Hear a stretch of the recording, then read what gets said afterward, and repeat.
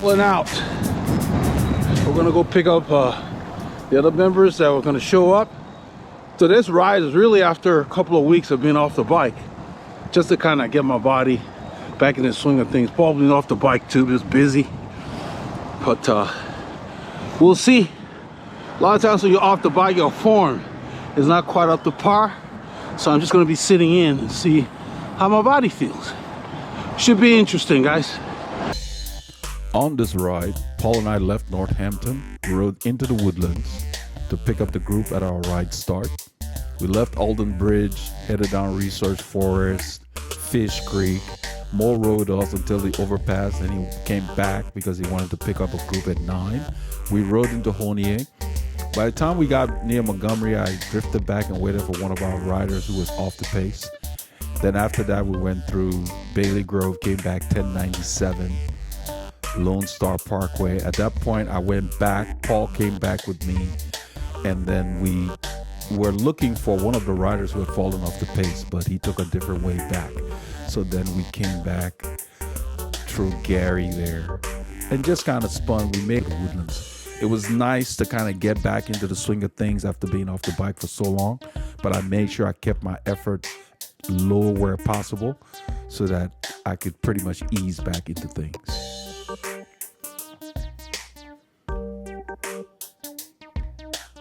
Okay. Thanks. We'll find out. YouTube. I changed the cassette on my trainer. I did too. That's Terry. That's Laura. And then I tuned up my trainer bike because it was crunchy. Oh my gosh. Oh, my poor trainer bike gets. There comes Abby. He was making a pit stop. He's wearing summer tights and his one seat. My heroes here, man.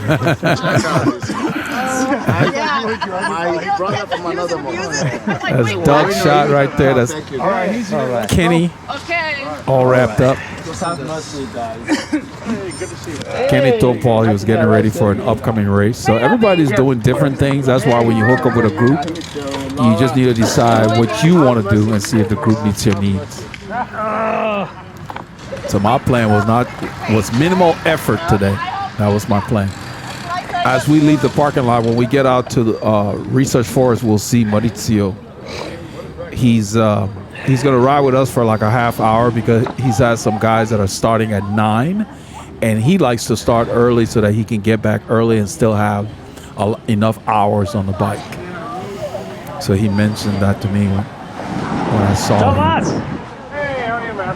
I'm good, man. I was wondering when you're going to show up, man. Good to see you, bro. Good to see you. Yeah, Thomas had commented on the board that it's hard to dress for this kind of weather, you know, because it's like 33 Fahrenheit. After 4 days on the trainer, I had to show back up. Yeah. So it's going to warm up to around 9 or 10 Celsius, I believe, during the ride. So it's a cool day. Me and then the it's two cold. of you, maybe. Yeah, we had a good turnout for the weather. I think everybody wanted to get out. We've had so much rain and cold, and that's a tough combination. So it was good to see such a good turnout. Yeah, he's talking about Abby up here. Abby just has summer tights on. I don't know how he does that with Bibs shorts. I mean, I can't do that. Thomas wants to know if Abby was born in Greenland.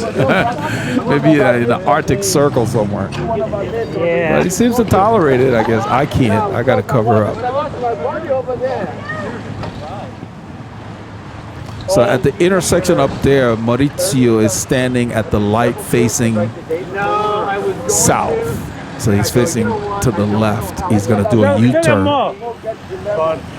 Mo is right there. So right at the red light, he's standing there. They're going to turn. He's in another guy right there on the left. So I waved at him as we went by.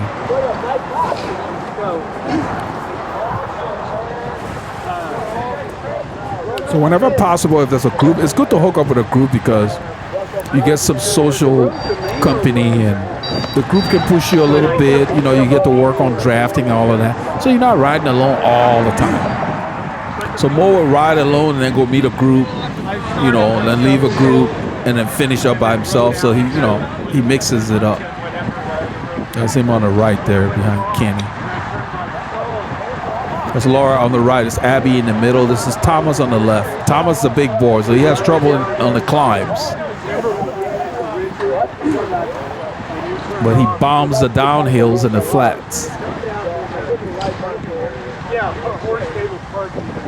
So I'm up front with Terry. How are you? Good, good. See, only the tough guys show up on 34 degrees. Yeah. And ladies, of course, yeah. So you're going to be able to come on Tuesday? Yeah. I'm looking forward to it. We actually, right now, we got about 58 people who have confirmed. Wow. Huge.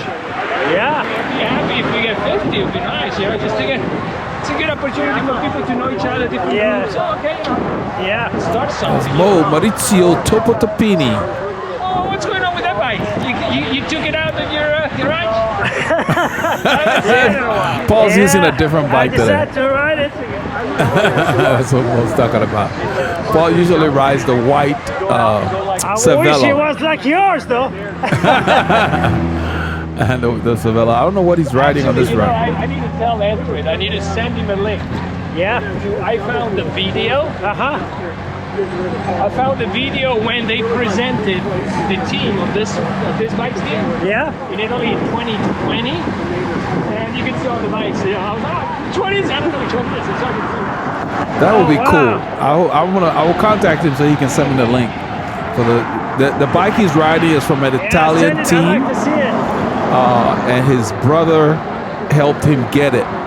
So that's the My team brother. colors and everything. So what he's talking about is there's a I'm gonna video have for to the invest on presentation where they some have tights for you, my all the brother. bikes for that team. Some tights like these. I got time because it's not cold enough yet. That's Abby.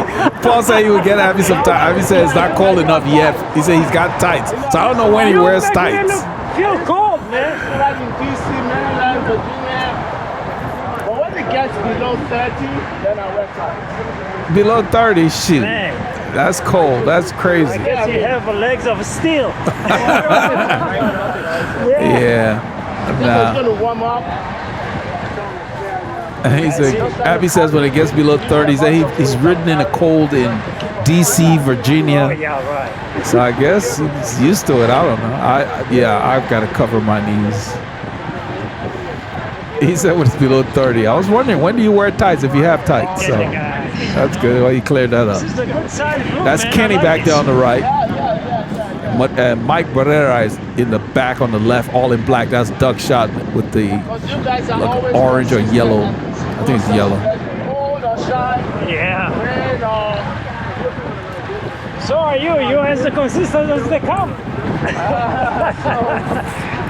He says Paul and I are very consistent riding, rain or shine. Yeah, we just slap on the mud guards and go. I like riding in the rain. The roads are clear. The fewer cars on the road.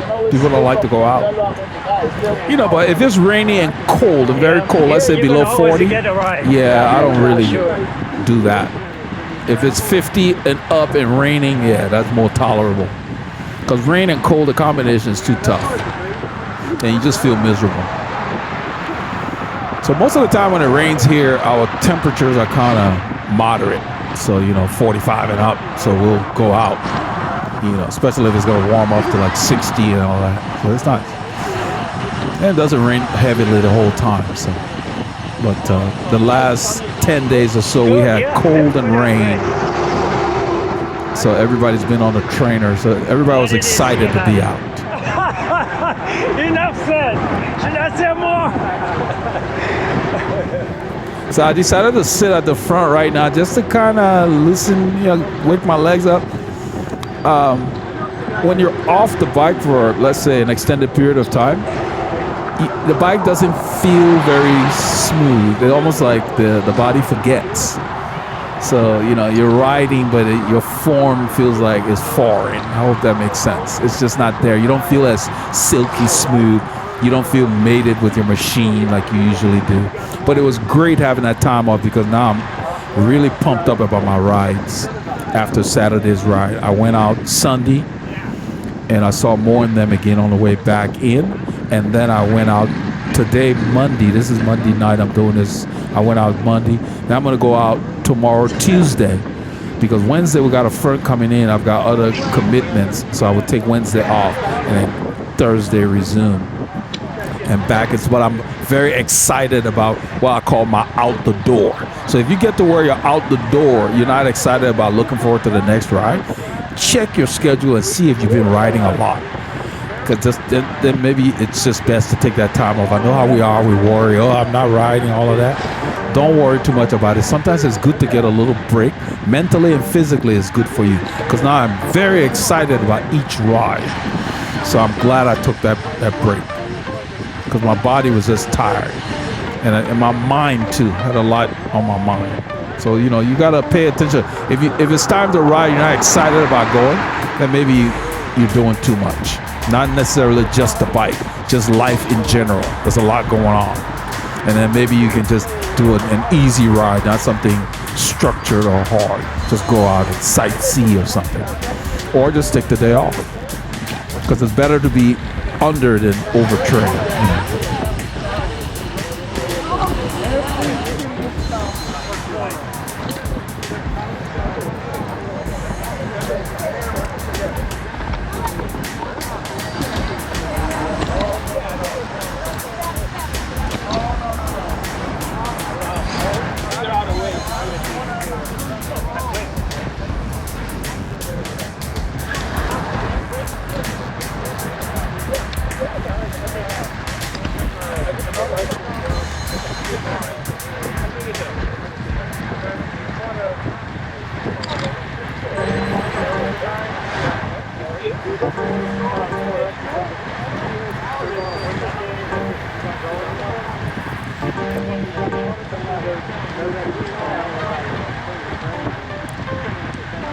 So Mo is riding with us for about 30 minutes, and they're going to turn around after we go over the overpass on Fishcreek, because his group is leaving at 9 and he wants to hook up with them, but he doesn't want to be idle between, let's say, 6 to 9. So he gets up his usual time, rides. So he picked us up at 7:30. He's going to ride with us. Then they're going to ride back and pick up that group. Because right now it's like 7:44.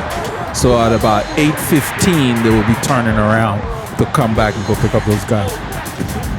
This way he gets a lot of Ks in, but he doesn't eat into the day, meaning he's not riding to 2, 3 in the afternoon.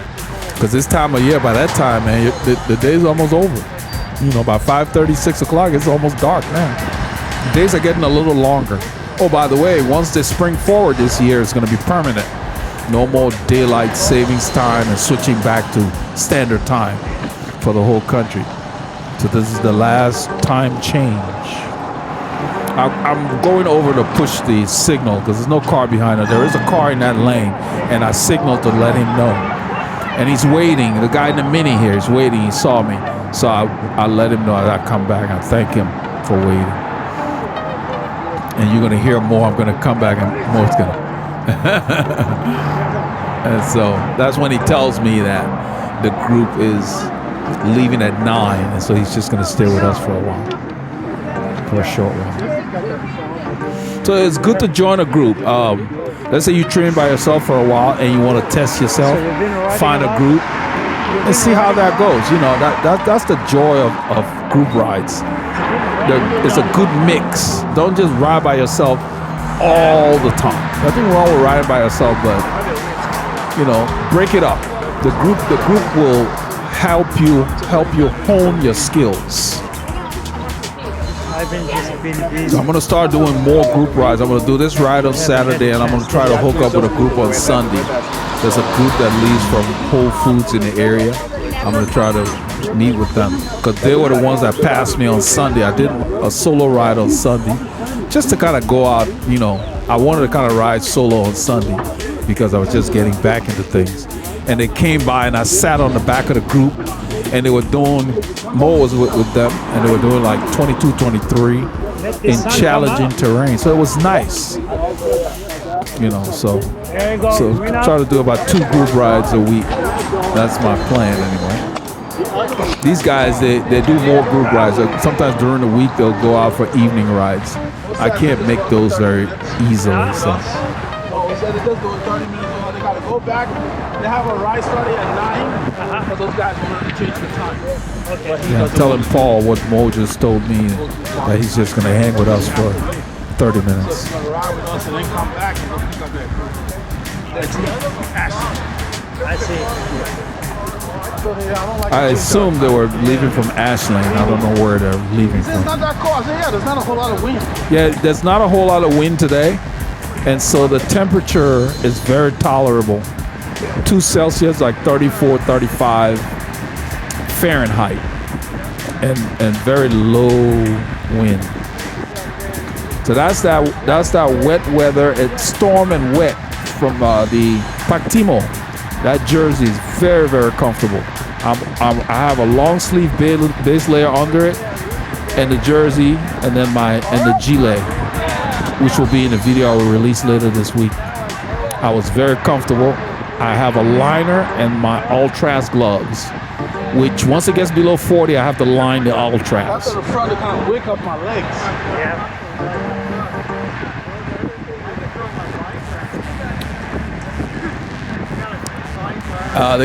Another positive thing about being off the bike, I didn't feel any pain in my legs because, you know, all that time off, your muscles are fresh. This is when he mentions what Mo had talked about that video link. I'm going to send him a direct message. We have a thing on the board where you can send a direct message so he can give me that link so I can put it on the channel. He got that bike from a team, as I was mentioning earlier. His brother helped him procure it. And it's a Pinarello. I believe it's an F8 or an F10. It's one of them. But the frame is just nice. It fits him really well, and he loves the bike. All right. There were several of us in Seattle. And so you could borrow the other stuff. I can't buy off the shelf very easily because I need a 71, 72 seat angle, because otherwise I can't set my saddle back far enough. That's the thing with these 73. The 73, then I need a kind of a funky setback seat post to get the saddle back far enough. So the blue bike is a custom bike. My titanium bike is a custom bike. The Colnago I have is off the shelf, but it's 72.75, and you guys have seen what kind of seat post that is on it just to get that saddle back far enough. I sit a little over 12 centimeters behind the bottom bracket from the tip of my saddle. Yeah, Abby told me to make sure Mo got the memo when he saw Mo at the corner. The memo meaning we're not riding hard today.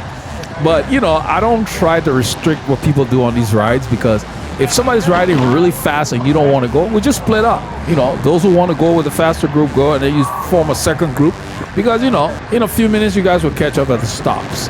So everybody has their fun. So I don't really say anything. You know, I didn't tell too many people, oh, I've been off the bike, all that kind of stuff. No. I just mentioned to Terry because she asked. She said, I hope we're going slow today. You know, they do whatever the group wants to do. We stop over there. There's a car coming after these guys turn. And we went ahead and stopped. In a little bit, I'm going to come by around Paul. But what I was saying was, Terry mentioned, I signed up then. Laura said, I signed up for a slower ride. They kind of hang in when the pace picks up. But I just told her that if they go really fast, I wasn't going to go fast. So what I end up doing in maybe 10 kilometers or so, I will drift off the pace to wait for, I think, Thomas. Thomas falls off the pace, so I waited for him and we rode to Taco Corner together. Because Thomas is not familiar with this area. He rides in the woodlands most of the time. He doesn't come out here. So what I suggested to him, I put a route out every week. I told him next time just download the route. But he said he had it, but we made some changes and so forth. But I download the route so that, you know, you're not going to get people waiting with you all the time, so that at least you'll know where the group is stopping, where the stores are, so you can always catch back up. That way everybody has their fun. So we ride up to, I believe Abby's up here. I'm not sure if he's pulling. Kenny's behind me right now.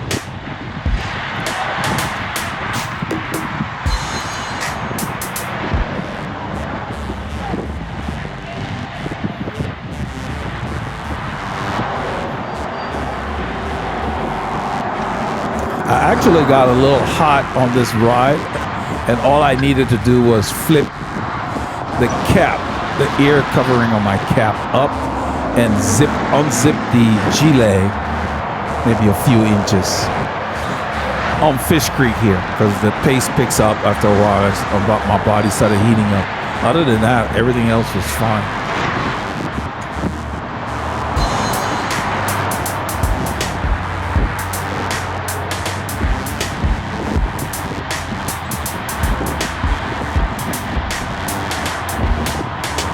So my goal here was just to sit in. And when you've been off for, let's say, a week or two, what ends up happening is the body's trying to get back into the swing of things. So the heart rate readings are a little off than when you're riding consistently. So they tend to be higher than normal, you know, because it does not feel like one. Right now it says I'm at sweet spot. It doesn't feel like sweet spot. It feels like endurance. It feels easier than that. So that's what usually happens when you've been off. And for me, on this ride, it took like 5 or 6 hours before I really started feeling like a cyclist again. I hope that makes sense. So it's just that when you're off, if you just do some 30-minute rides or spins on the trainer, that can help alleviate this issue where you get rusty. I just didn't ride at all. And usually it would take a couple of rides. So it took one long ride. By the end of this ride, I was fine. When I went out on Sunday, everything felt normal. Even the heart rate readings made sense. So yeah. And so my third ride after coming back was today, and I rode easily. Just low effort.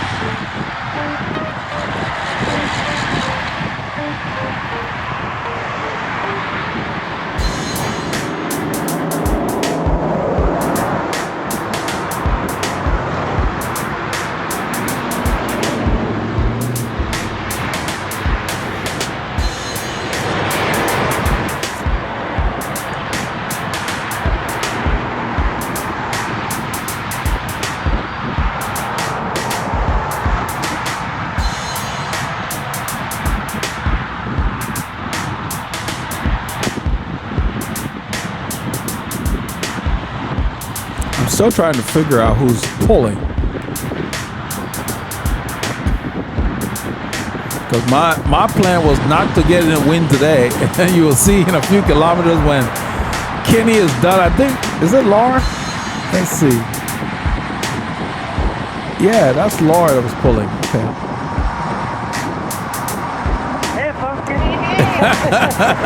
From California. She's a Texan now. We claim her. And Abby's pulling now.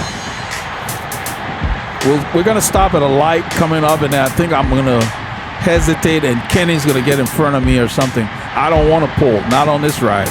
I wanted to just kind of sit in, and then after a while, after Kenny pulls, I end up at the front, and I don't raise the pace, so he will go back to the front.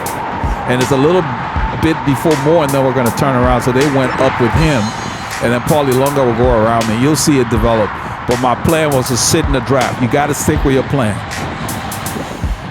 I wanted to make sure I did not overextend myself on the first ride. But by the time we got to Taco Corner, you know, I started feeling good. I was feeling like my old self.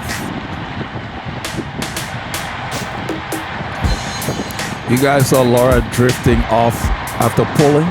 Laura is very serious about her cycling. She does not mess around. She's very focused, very meticulous, and punctilious. Because that's what it takes to excel in anything you do. You have to pay attention to the details. She got into cycling. I think she used to be a runner, and she got into cycling and then got a coach and really improved real quickly. She brought that fitness over and then just learned, you know. Got a good fit. Abby's brakes don't work all Kenny said Abby brakes don't work. He was trying to run that light.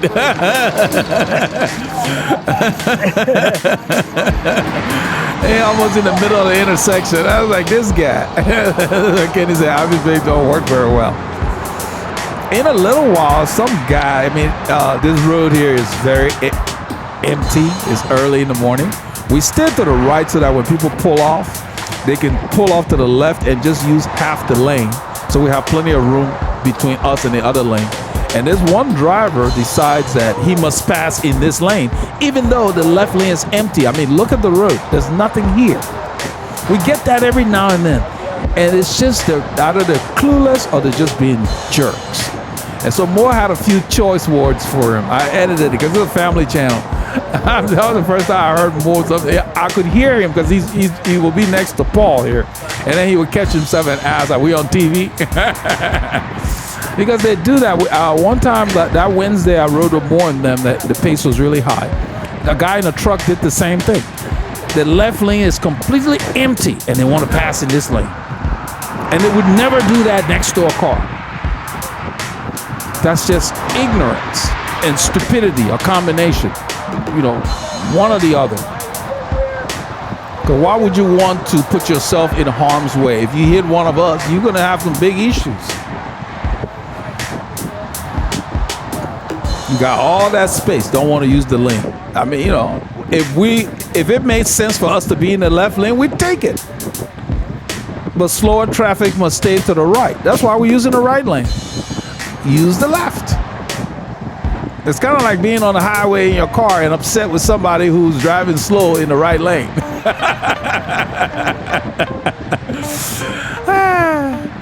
You know, go figure. So Abby's done pulling. And that's why we stay over here. See, Abby pulls off, we're just using half of the lane. Gives us plenty of buffer between us and that white line.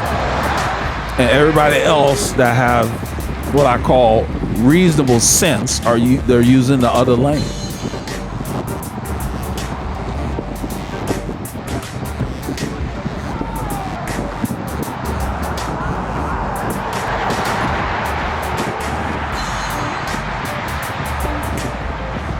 It's gonna happen in about 2 kilometers. I will freeze frame so you can see it. It's just, it's not necessary for him to pass in this lane because we're right here. There's not enough room for a car to really fit there. Plus we got other riders that are a little staggered to the left in the back. And the left lane is completely clear, but he must pass in his lane. I keep my cadence high because having been off, I want to make sure I keep my legs fresh for the hills to come. I look smoother on film than I feel. I hope it makes sense.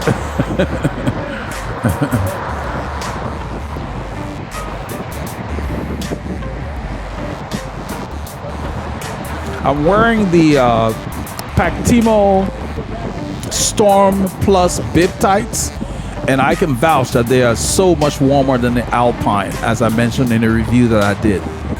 Right now it says 0 Celsius. That's how it feels. It's 32 Fahrenheit. It's cold. As we go north, it's always colder.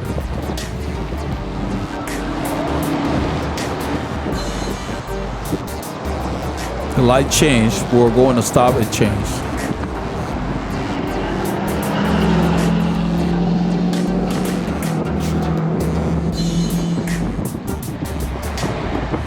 You see how that gilet is nice and tight on my torso? It's not flapping at all. I'm hoping when Kenny pulls off, you will see his jacket. His jacket is catching a lot of wind.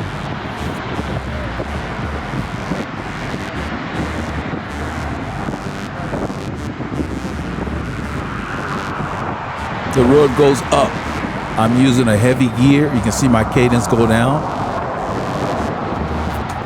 I'm trying to keep my rhythm close to what I've been doing.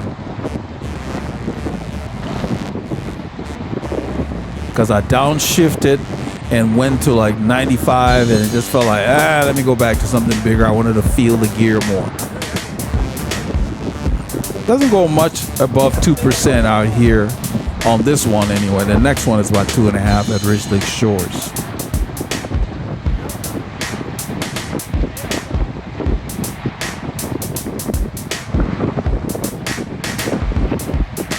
So it says my heart rate's at 169, 170. It doesn't feel like that.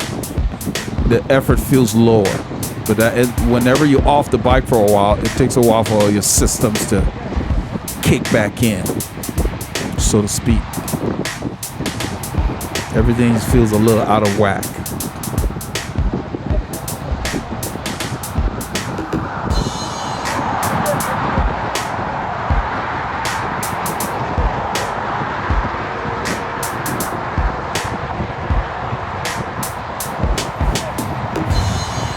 I think this is where I was unzipping. You saw my hand off the bars a little bit. I was unzipping the gilet. Just to get on these rollers, things get warm. A little after this climb is when that genius driver will come and pass in his lane.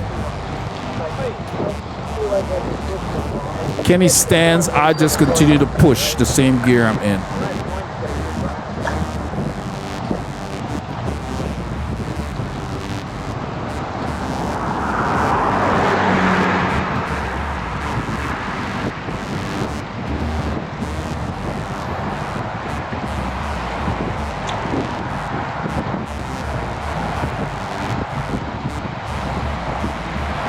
So when I'm riding, especially solo, if I see drivers doing something, that's one of the benefits of having that mirror.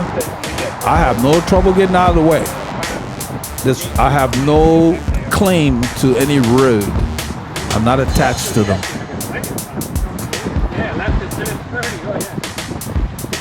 So Mo is on the side there next to Paul, right here. Look at this genius. The left lane is open. He must pass in our lane. There's another lane over there. You didn't see it, huh? Sorry, I'm on TV. So Moore had a few choice words for him. I edited it out, but it was like, you know, he's being a butthead.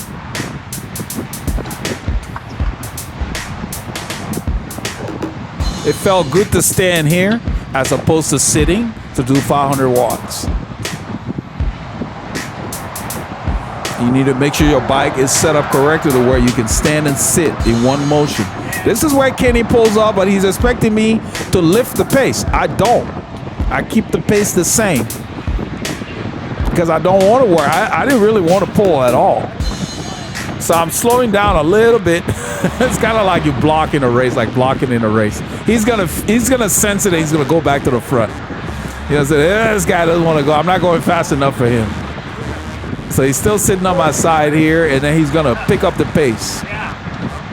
So I pushed a little bit on this little mound, probably 1%. Yeah, 1%. Yeah, the sun's out. It's nice. It went up 1 degree Celsius. So right about here, Kenny's gonna go back to the front. This guy don't want to lift the pace. Okay, so he goes back in front. So Maurizio goes with him, and this guy's riding with Mo. I didn't get his name. He's in blue. That guy right there. They were riding together. They're gonna go back together. So I just keep doing my thing, and then Paul comes around me. Then I will get on Paul's wheel. I had no trouble letting them go off the road. I didn't want to go any harder.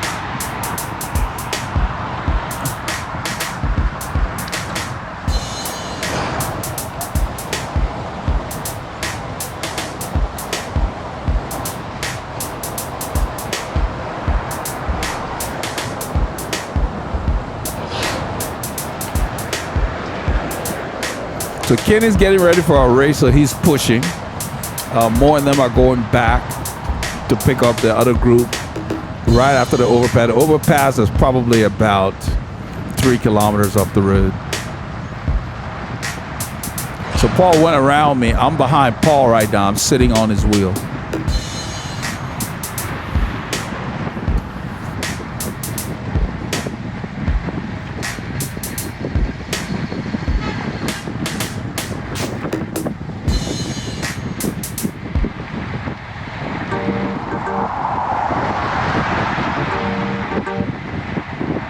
This road is slightly downhill here.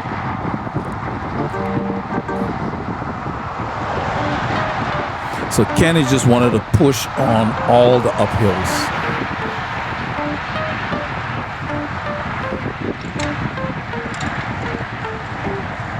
I'm sitting in one gear and just riding it. I'm not doing much shifting.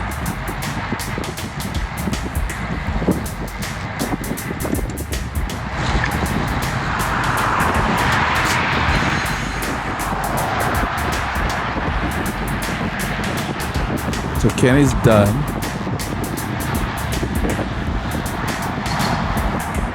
And Mo's gonna lead us over the overpass.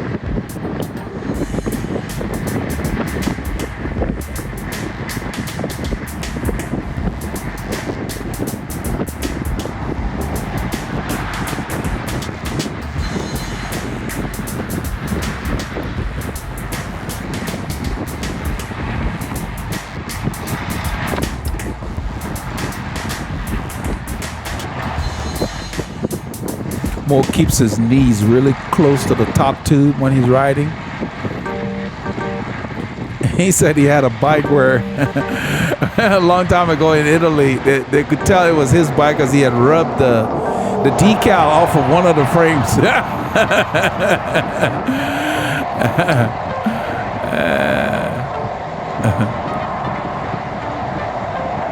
I don't do that as much as he does. I do that if I'm going really hard and I'm at the front. Yeah, I'll bring my legs in a little bit, but not to where I'm touching the top tube.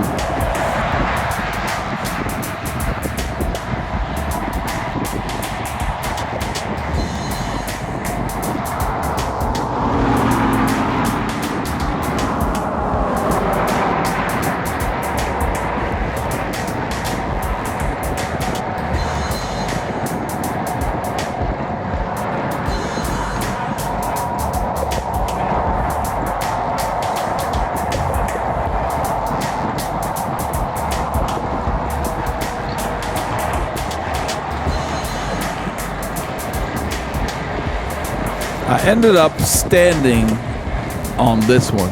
It just felt good.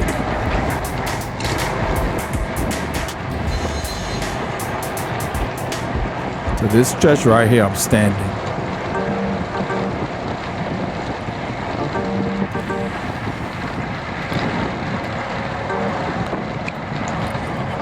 So Moore and this guy, they're gonna turn to the right to go back. All right, we're going straight. All right, take care. So it's about what, 8 o'clock? So they'll probably be there in 45 minutes. Their ride starts at 9. But Mo does that so that he can stay on his schedule, catch the later ride.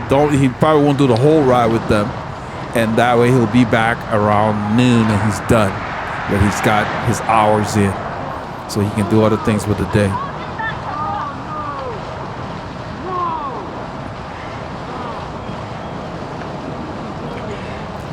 I think that was Mike Burrow. I don't think Mike knew that Mo was going back.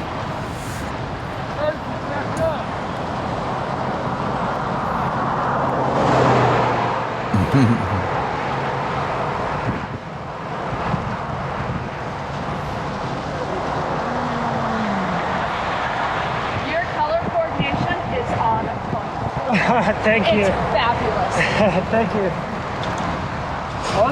That's Terry. Yes, sir. Terry complimenting Paul on his kit. That's Mike Beretta. That's Laura and Abby. We're going to be turning left on Capitol Hill Road. So Kenny wants to work, so he's at the front. I did not expect that many people to show up. This is nice for such a cold day. But people had cabin fever. For a couple of weeks, we just had cloudy, wet weather in our area, which is unusual for us to have such consistent rainy days like that. Just sequential rainy days in a 2-week period. Yeah. Felt like I was in Seattle, Washington or somewhere. Or Portland, Oregon.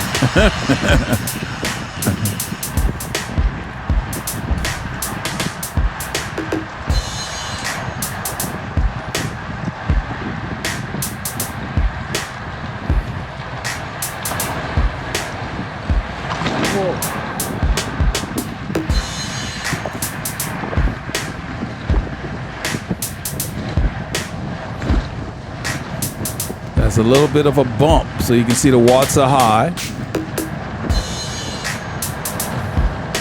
I'm dodging all the little patina.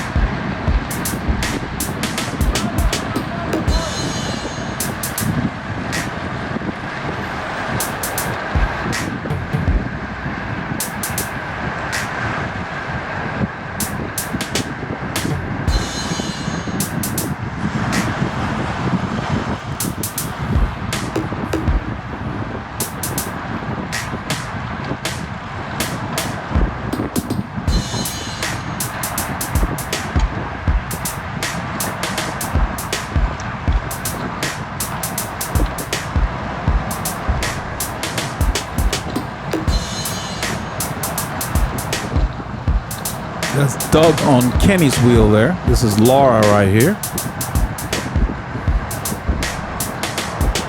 Mike Barrera is in front of Laura.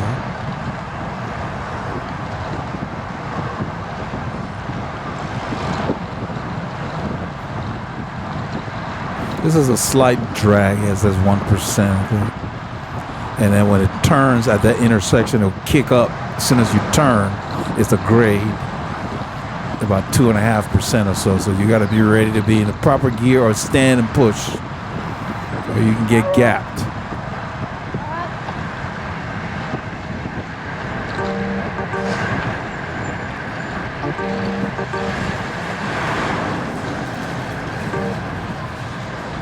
So right here in this corner, I'm gonna look at the graphics to see what grade shows up.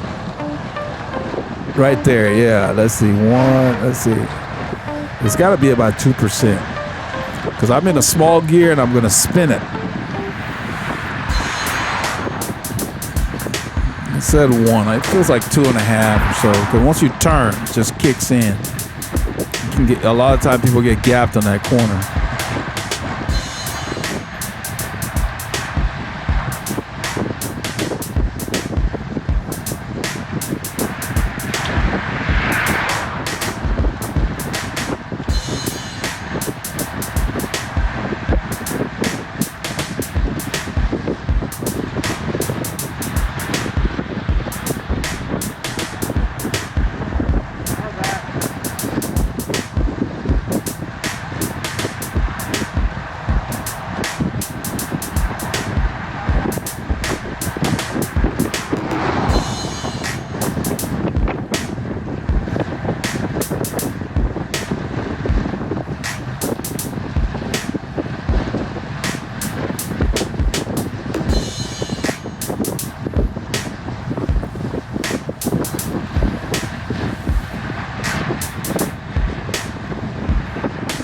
Found the draft on the right, and I'm just sticking to it. Because when we go through in about another 3 kilometers, we're going to go through an intersection, about 1.5 miles intersection, and then Raven Chapel Hill starts shortly after that. You always have to be thinking about what's coming. And so mentally and physically, you're ready to work.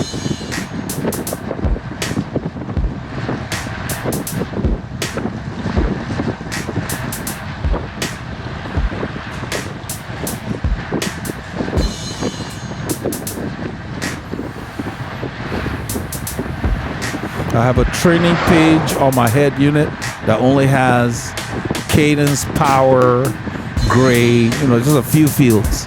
So when we're riding like this, I just flip through it. I don't want to see anything. Because from time to time, I just glance to see what cadence range I'm in.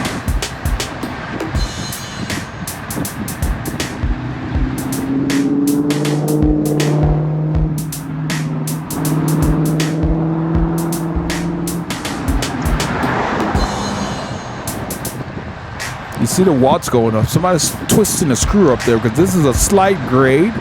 Yeah, it says 1%, but you can see it's a bump. And the key is to make sure you're in the proper ratio so you don't beat up your legs.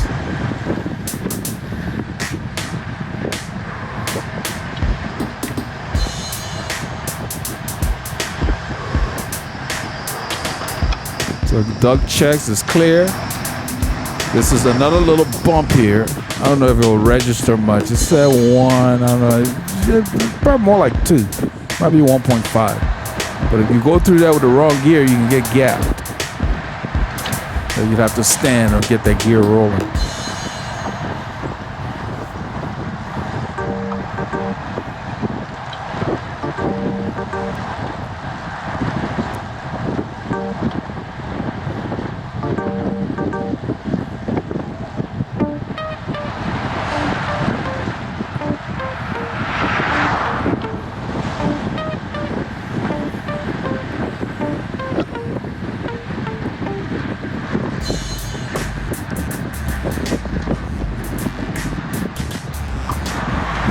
This is where the Ribbon Chapel Hill is about 4.5%. So Kenny goes, Paul gets on his wheel. I just stay where I am. I don't want to waste any energy. Kenny's pushing himself.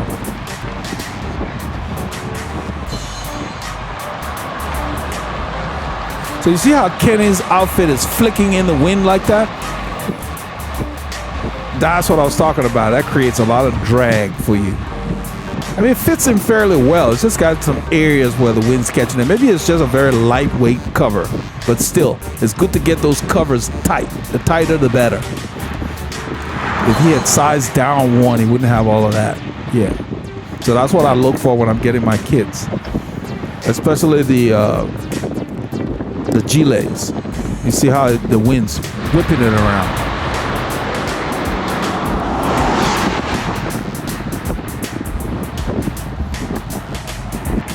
I'm coasting back there because we're going downhill now. This is a small bump. I'm probably standing. We've already lost Thomas, so I'm keeping my eye on him at this point, knowing that we got this bump here. Because on that first climb, when Kenny raised the pace, he fell off the pace. Well, we go down this hill and then we got to turn right, and there's a grade right in that corner. So that's 2 extra bumps, and I'm like, so when we go down the hill, I'll tell Abby, I'll just wait for him. So I'm out of camera from that point on until they get to the light at 105. I go ahead and wait for him and stay back, and we ride in together. So right here is another bump.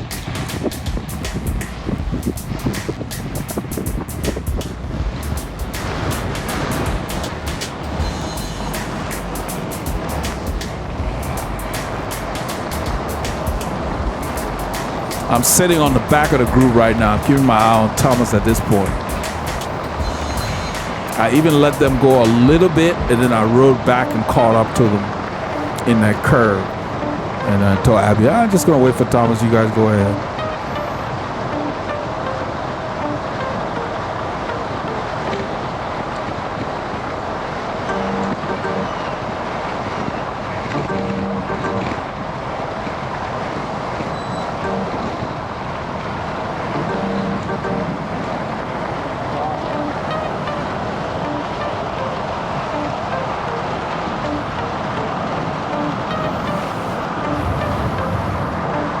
There's Terry on Doug's wheel there. Mike Barrera here. It's somewhere around here. I'm going to tell Abby that I'm going to stay back. I'm on the back of the group. So I'm going to wait for Thomas. Thomas is way back, and he doesn't know the area. So I told him next ride you come on, make sure you download the route that we love so you can know where to turn. And that was his one shot. I'm not going to be waiting anymore. I think this is where I told Abby before they got in this curve. So I'm no longer with them, but I can see them. I'm sitting up waiting for Thomas. So I told him download the route so you can do your turn-by-turn navigation and know where we're going to be. Because the Woodlands is a big enough area to where there are a lot of riders that just ride around the woodland and its environs.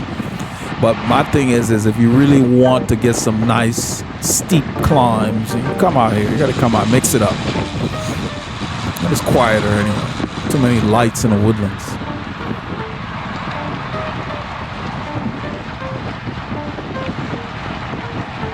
Depending on where you go, the woodlands it has enough variety. You can ride there. I think it's great during the week. You can ride close to home, get enough Ks in. But on the weekend, I like to get out of town, like a little vacation every weekend. This is Mill Route. I can still see them at this point. I'm still waiting for Thomas. He hasn't caught up yet.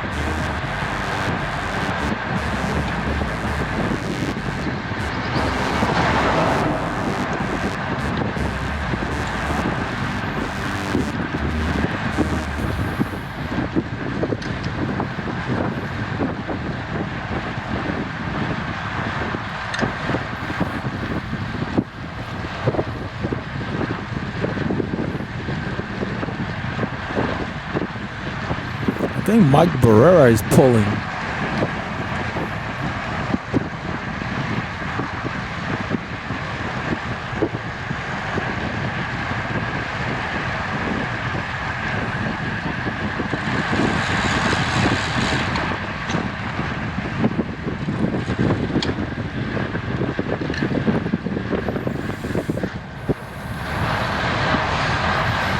I think Mike has pulled off the front.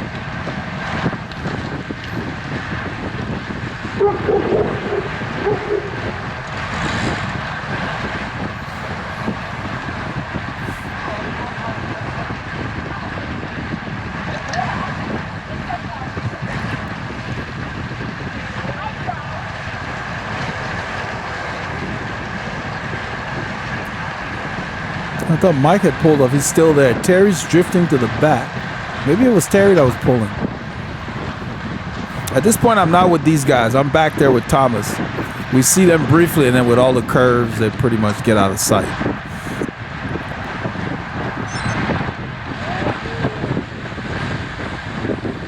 You can see my effort is lower because I'm keeping the effort low for him so that I don't ride off.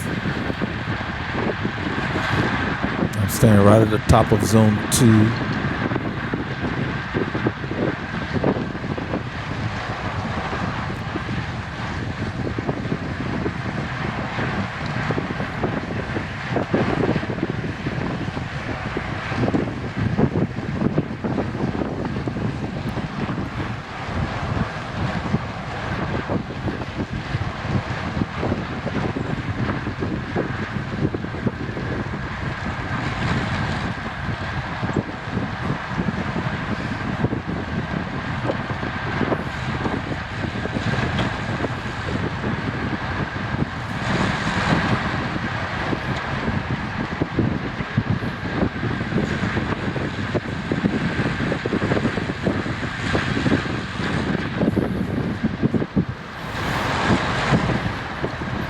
The reason we like to come on Mill Route, there are a lot of rollers and it's always quiet.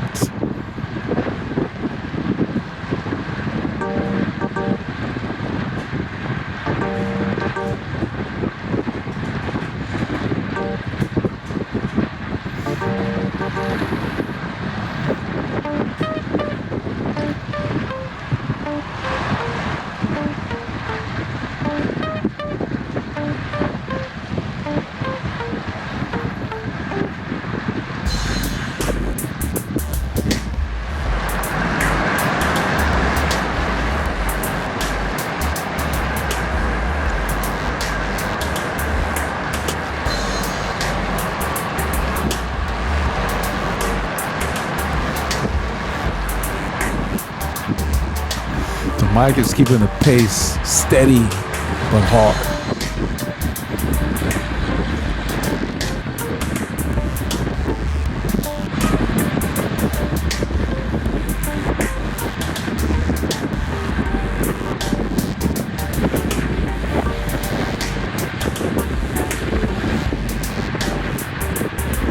So they're approaching 28.54. This is a downhill, so the speeds are going to go up. The speed you're seeing up here is not this group. They're going faster than that. I'm further back with Thomas, and we're probably climbing at this point back there.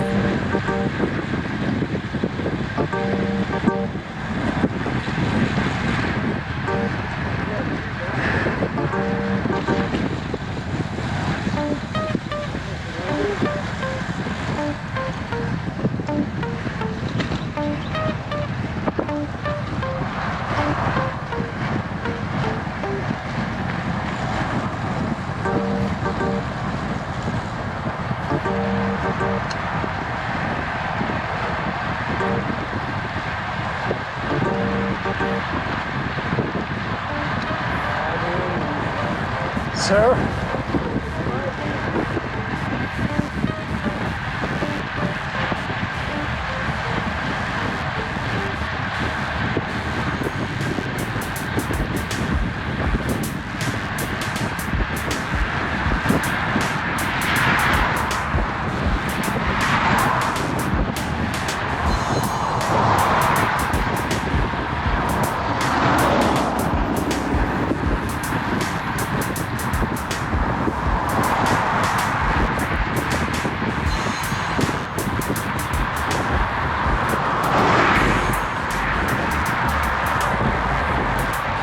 We ended up being about probably 15, 20 seconds behind these guys.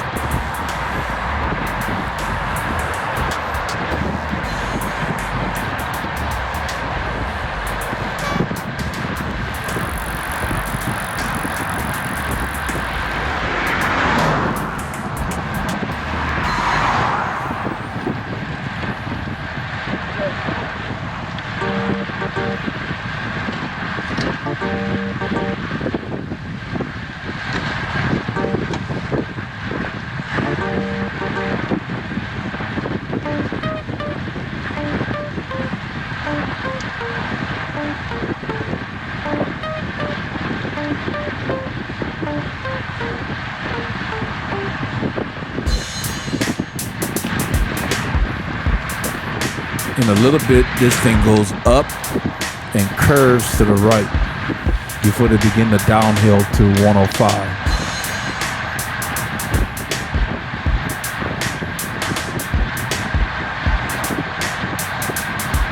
So this is the pace Thomas and I are doing, about 15 seconds behind these guys. I'm trying to keep the pace reasonable so he doesn't fall off. But it wasn't easy to maintain a steady pace with him.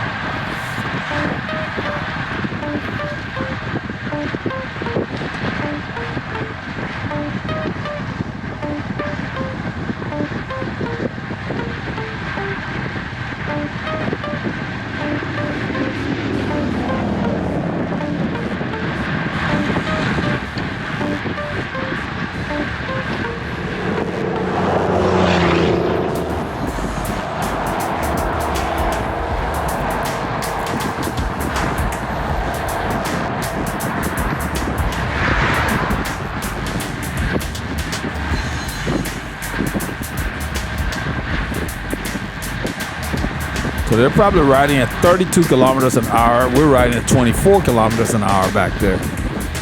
We can't even see them at this point. We might still be on mill route, probably that last hill. I had to sit up quite a while before he caught up to me. It was too far off the pace. He said he felt better the day after this ride when he went out. So I don't know, maybe he was rusty too, but he'd been on the trainer, he said, for 4 days. So he was tired. Sometimes you train too much. Don't train too hard before your big rides. You need to make sure you get enough recovery before that day of the ride.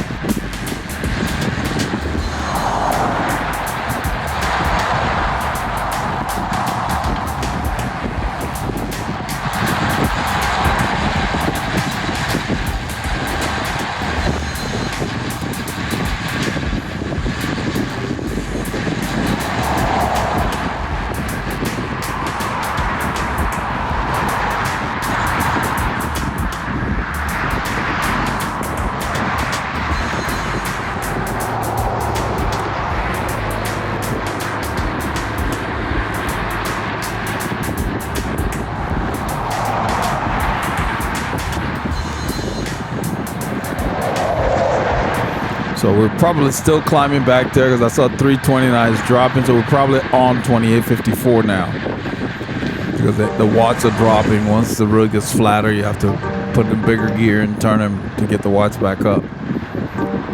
These guys are probably riding at 26, 27 miles an hour. This is slightly downhill.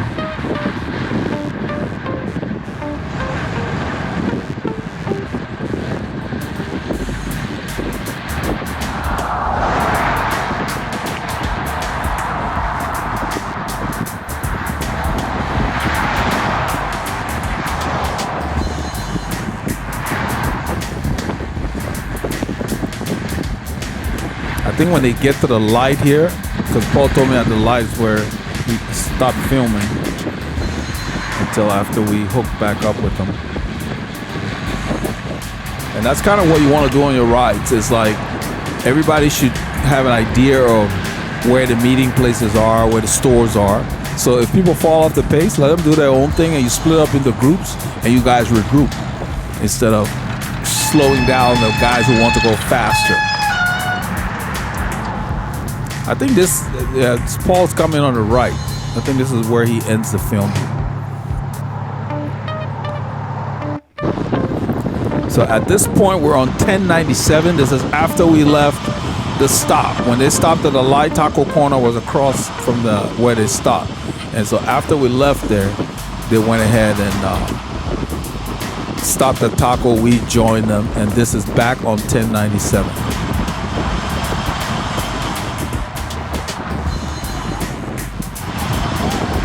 So at this point, Thomas has fallen off the pace again. He has challenges on these hills, and then with the hill and the wind, and we're working here.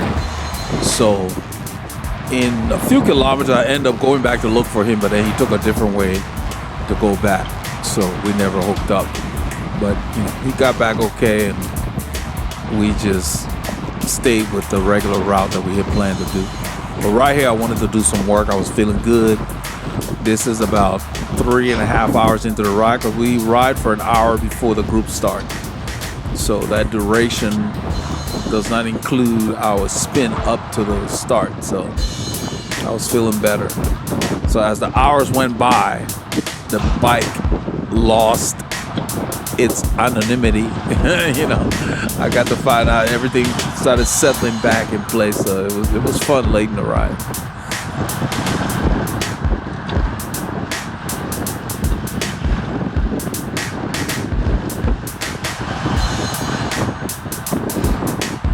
So with the wind and the climbs, to avoid shifting, I stand for a couple of reasons. I don't want to strain my lower back, and it just feels good because I can put more power to the pedals.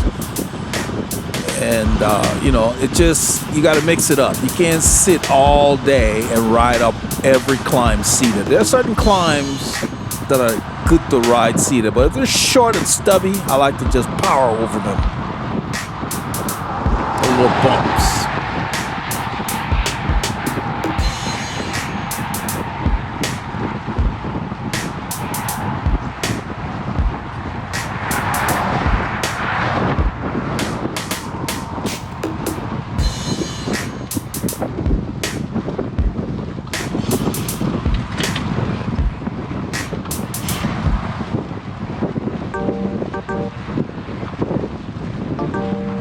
It's like you're walking the bike. You're taking the bike for a walk.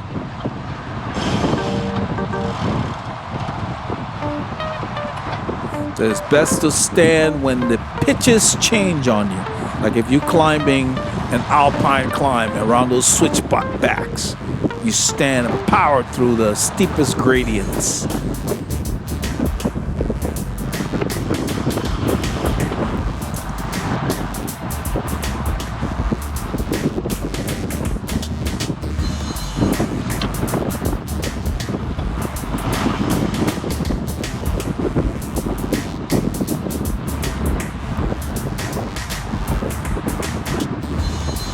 So as you ride in a group, you can see me soft pedaling at certain times. You don't really need to do much braking. You can soft pedal, you can drift out into the wind. That's how you do it. You try to keep things smooth. If you must use your brakes, you just kind of tap them. You're not locking up. You're just slowing down a tad. But I rarely use my brakes. That's why you have to look around the rider in front of you to see what's going on up ahead.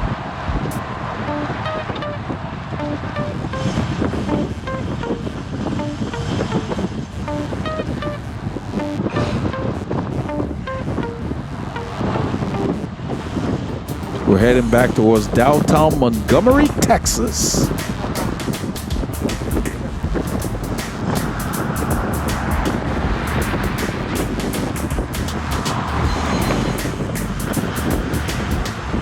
So once again, once we get into town, I'm going to leave the group and go back to look for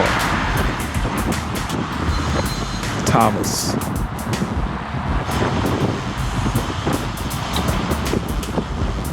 So Paul will leave them and come back and join me, and then the two of us riding together. And we film a bit of our ride together at the end.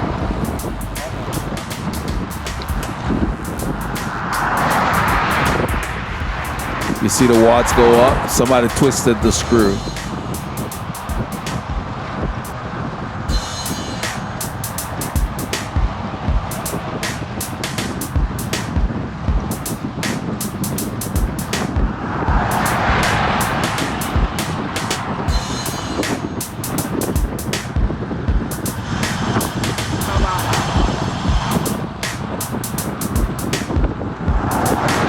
Drift to the right, so I don't have to use my brakes.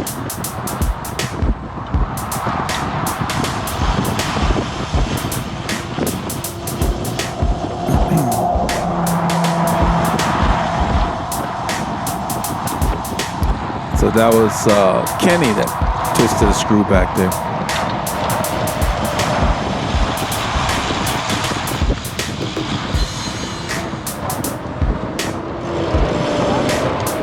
We're approaching Highway 149. We're going to go south.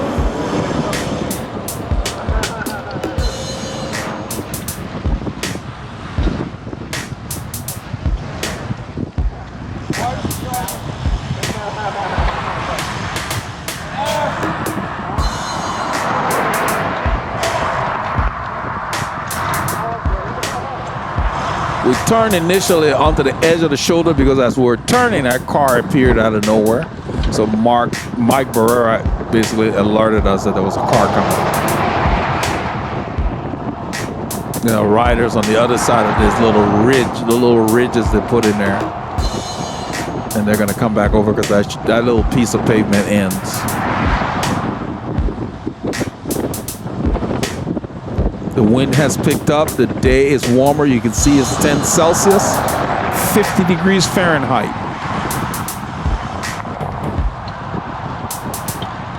So in about probably 10 kilometers, Paul and I ended up taking off our gilet and putting them up.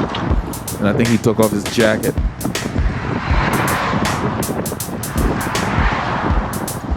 At this point in the ride, I'm feeling like my old self.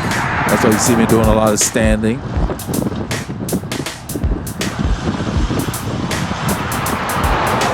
But to let my body get into things, I had to be very conservative the first few hours. Just sit in, can't get too excited. In about 3 kilometers, I'm gonna ask if we're all together. I suspect we're not, but I wanna make sure. This guy's turning left, so we just use the edge of the road to get by. That's the way to Taco Corner. And that's the way he ended up taking when he was supposed to come this way. So when I came back for him, I didn't see him. And I turned around, I figured he had taken a different turn. I think he told us later, he ended up going straight on 149 into downtown Montgomery. Well, we're not going that way. The route called for us to turn right in about 1 kilometer from here. We're gonna take a road called Lone Star Parkway.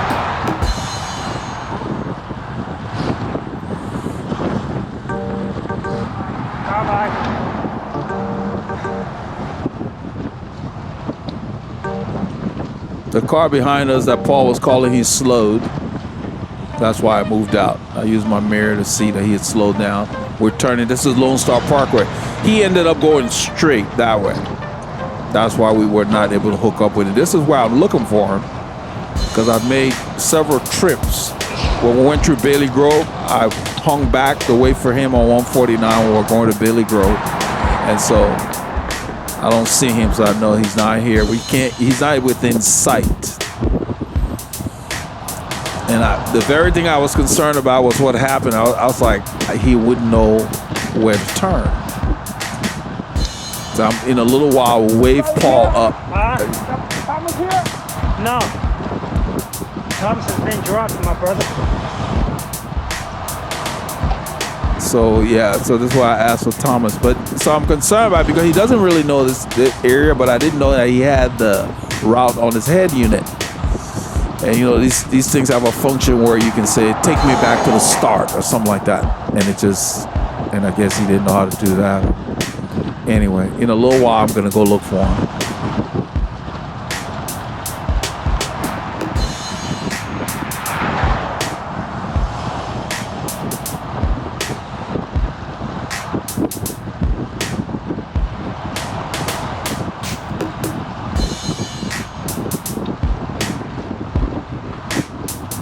This is where I'm gonna wave Paul up. I'm looking for traffic.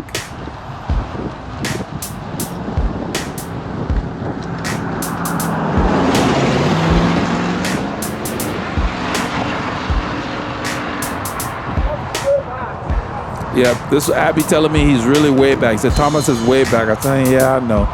But I go ahead and turn around. I just head back to go look for him.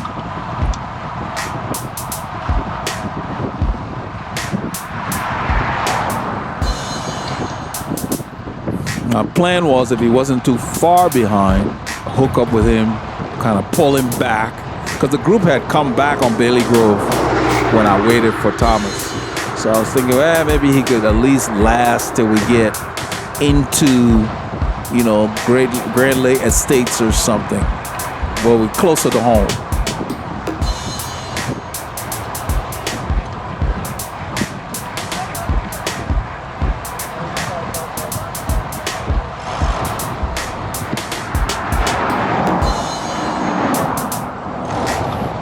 So Mike Barrera does not have a high tolerance for the cold weather, but he compensates with the proper kit. You know, everybody's got their own tolerances. So it's like I might wear 2 layers or 3 layers. He might wear 4, you know. So everybody's different. You got to find out what works for you. We're all different.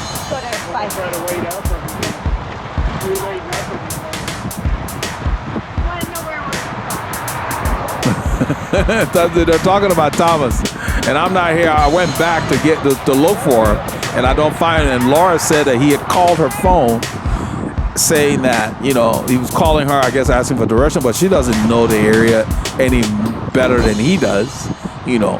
And she downloads the route so she knows her way back, you know. That's why I put a route every week so people can at least know where we're going and or come back and try this on their own or something like that. So that's good to have. But yeah, I figured they'd just keep riding. I didn't want to disturb him too much. I just went back and looked for him.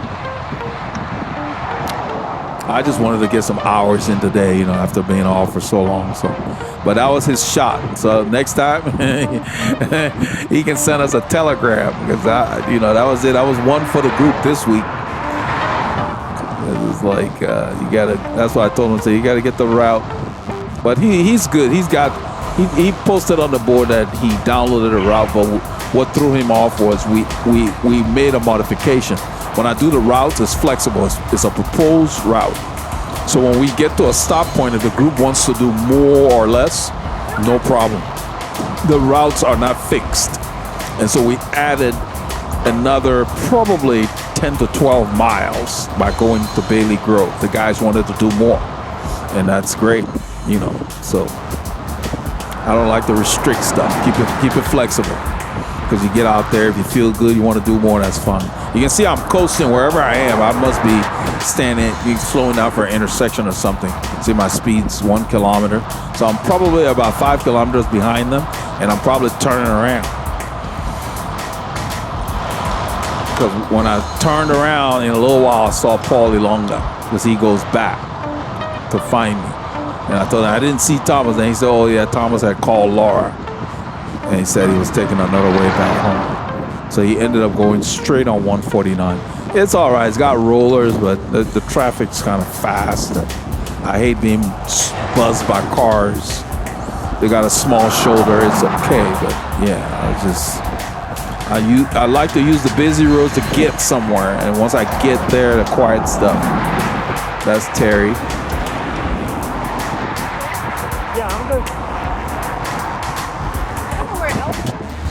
He's there with Thomas.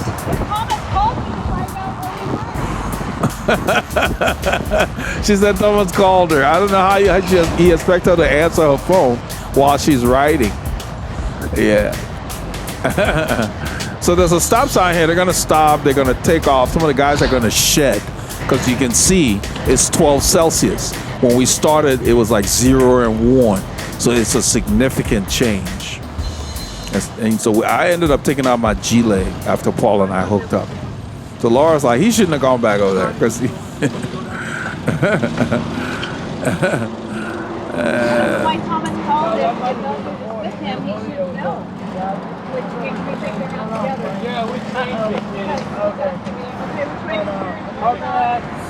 Yeah, she said, why did Thomas call if Elder's with him? Well, I'm not with him. I went to look for him and didn't find him. And she didn't know at this point.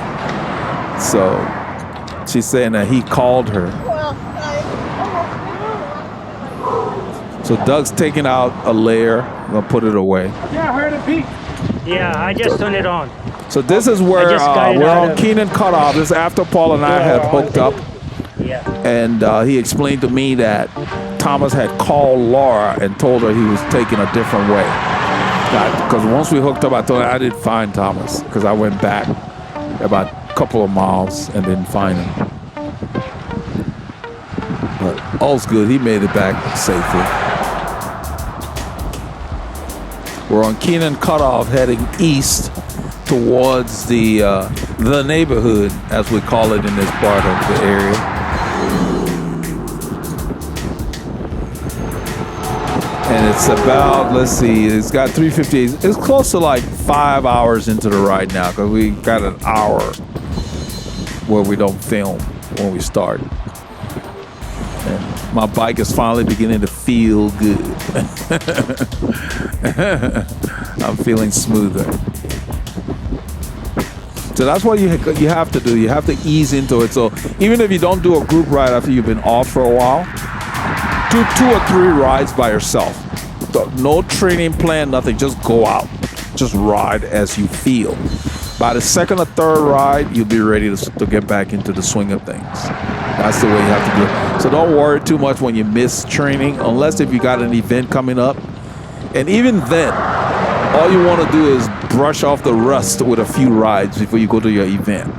That's the key. A couple of rides, 2 to 3 rides. That's it, it should be good to kind of get you a little loose. Because better to go to an event a little undertrained than to be overtrained.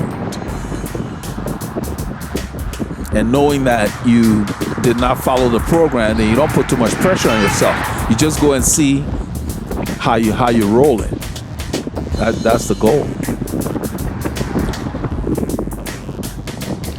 I hope it makes sense.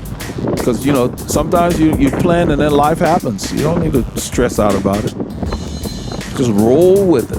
And then sometimes you get more time, just ride. As I always say, a little extra endurance will never hurt you. So when you have extra time to ride, don't flog yourself. Do an endurance ride. Build that base even higher.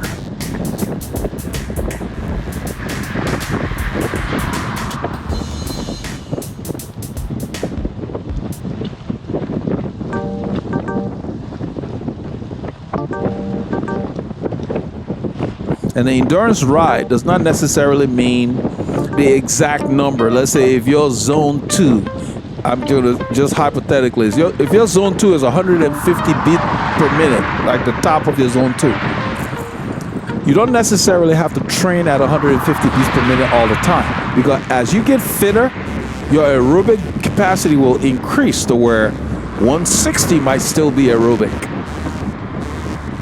So you've got to be able to tune yourself to know that, okay, I'm still functioning aerobically at this effort. You got to find that fine line where you start to cross over. You've got to find that. And that changes with your training. And that's why you do those threshold tests to know where your threshold is. So when you hear zone 2, it's not fixed. It's going to vary based on the time of year and the level you're at.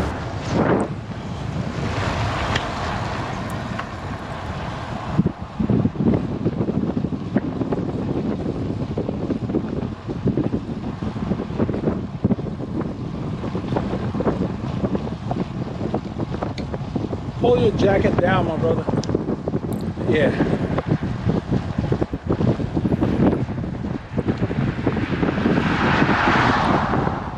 to the other side, the other pocket. Yeah. Down. There you go. That's it.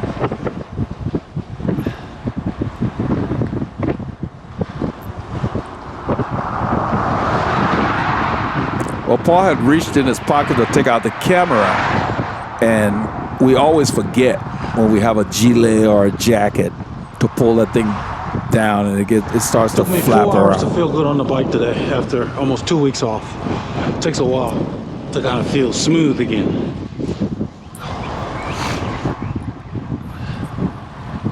So a lot of times if you have to take off because it's at work or life or whatever, even if you're not able to do your regular schedule, do a short ride now and then. Even if it's 30 minutes, an hour, just every other day, or, just do a little something to kind of just stay loose. Because that's what I mean when I just said it took me 4 hours to feel good on the bike. You lose that little smoothness, your souplesse. It takes a while for it to come back. So if you miss training and you got an event coming up, try to squeeze in a few days before that event. And those days don't have to be hard. You just ride. Just get out and turn your legs. Yeah, it's blowing hard. That's why it's warming up, coming from the south. Yeah, 15 Celsius already. It's about 60, 61, 62.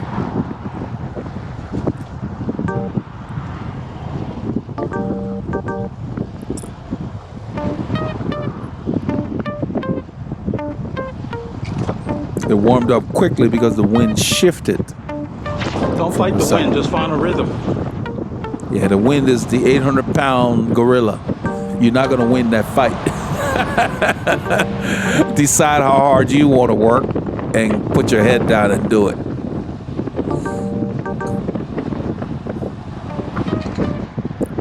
That's why effort is more important than speed.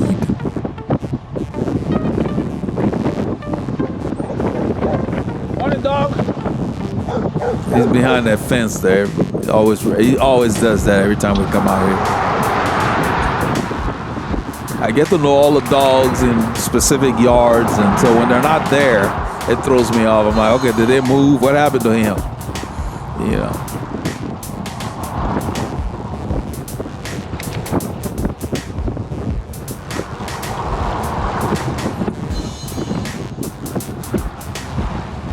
This road goes up. It's probably at its highest gradient, maybe 3.5 in the distance.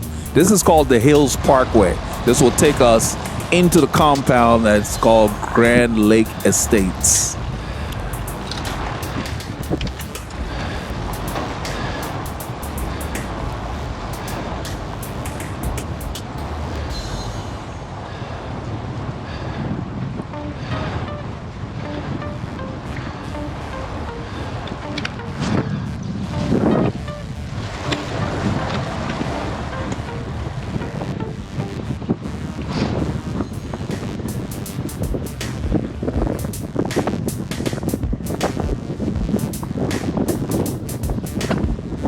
I've got the gilet zipped down a little bit, and even with that being zipped down and going directly into the wind, you can see how very little movement is occurring. That all comes down to how it fits your torso. The cycling garments should always be a little tighter than your everyday stuff.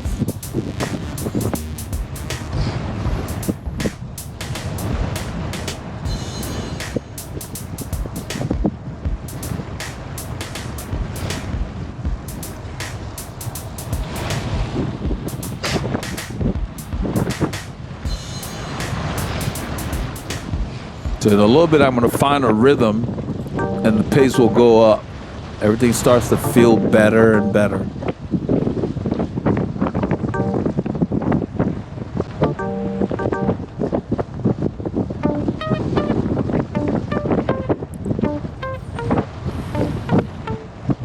So as you go forward, try to plan your training week where applicable, meaning pick the days that you know you can ride, and then make an appointment with yourself to get out on your bike. And if you get out thinking, oh, I'm gonna go hard, and you don't feel so good, go easy. That's just as good. And if you go out feel like, I was gonna do it easy, and you feel great, and you don't have an event coming up, yeah, go ahead and push. But ride hard when you're in the mood. Don't feel like you have to ride hard. Because actually, to improve, most of your riding should be in the aerobic zone.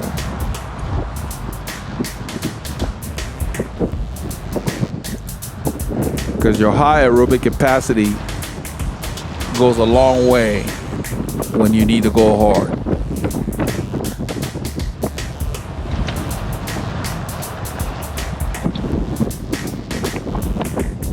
Look at that sky. Beautiful. So it was great getting back out on the bike. And on Sunday when I went out, I was very, very pumped. And then coming back and Mo and them coming by, and I sat on the back for a little bit. So then Monday, today I went out, spun, felt good, and I'm eager to ride tomorrow. So I'm doing a 4-day block. Or is it 5? 5-day block. Let's see. Saturday, Sunday, Monday, Tuesday. 4 days. So I'm doing a 4-day block. Then I'm going to take a day off. Then I will do Thursday and Friday. Saturday, Sunday. So 4-day block, 1 day off, another 4-day block. I stagger them. They vary. And sometimes you can do 4-3 or whatever. But it doesn't mean I'm riding hard on those 4 days. I'm increasing the duration each day.